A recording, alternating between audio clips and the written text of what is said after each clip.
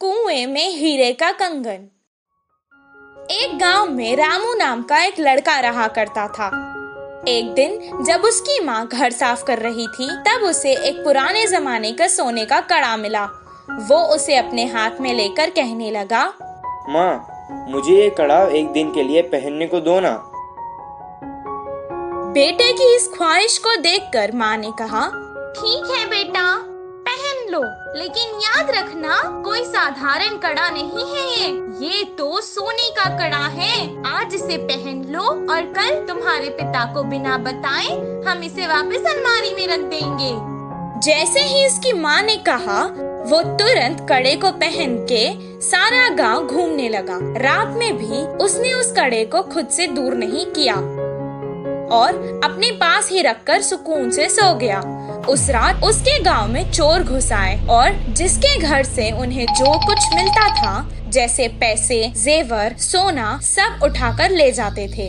सुबह जब उसके गांव वालों को पता चला कि उनकी सभी मूल्य चीजें चोरी हो चुकी हैं, वो सब शोर मचाने लगे। कितना ढूंढने पर भी चोर का पता नहीं चला। रामू की वजह से उसके पुरखों का सोने का कड़ा चोरी हो चुका था। ये सुनकर उसके पिताजी को बहुत गुस्सा आया और वो डांटने और मारने लगे।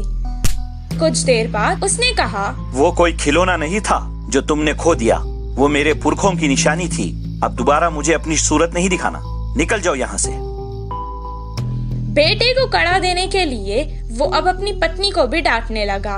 वहीं रामू अपने पिता से मार खाकर बहुत दुखी होकर घर से रोते रोते निकल गया। पास के बगीचे में जाकर एक बड़े पेड़ के नीचे रोता हुआ वो बैठ गया।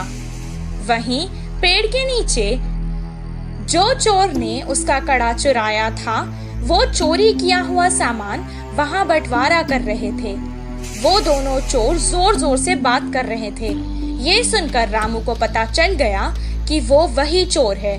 वो धीरे से वहां से उठा और कुएं के पास जाकर कुएं में देखकर रोने लगा और कहने लगा कि उसके हीरों का कड़ा कुएं में गिर गया है। उसके रोने की आवाज सुनकर चोर उसके पास आए और रामू से पूछने लगे कि वो क्यों रो रहा है। रामू ने जवाब दिया, मेरे दादा बहुत बड़े पंडित थे और उन्होंने एक जमींदार के पास पूजा की थी, तो उन्होंने उन्हें तोहफे में एक हीरो से भरा हुआ सोने का कड़ा दिया था।